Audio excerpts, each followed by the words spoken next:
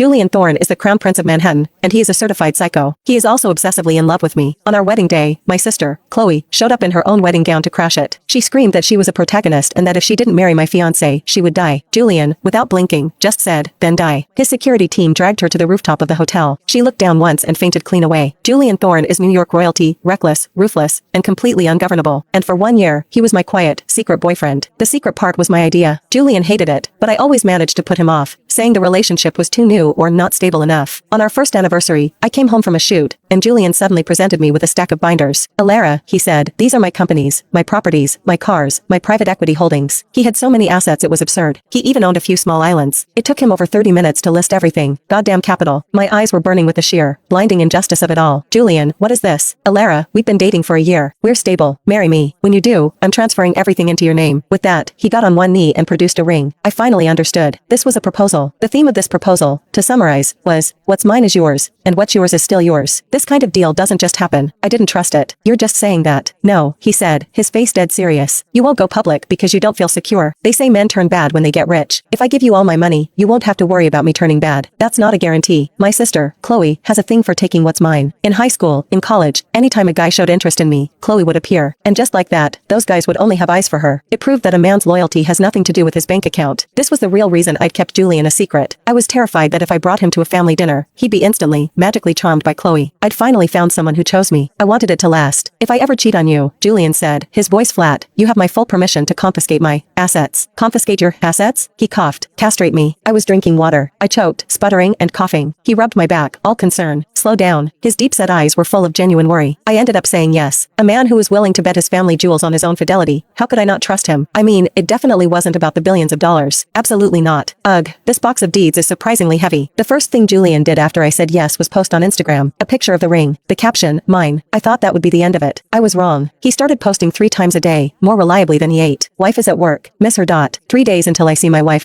Woke up to this. Hashtag blessed. Hashtag no filter. The captions were so sappy I couldn't even read them. He's Julian Thorne. The comments section was just a sea of fawning OMG goals. I was embarrassed. He was defensive. I'm making up for a year of lost time. I texted back, whatever makes you happy.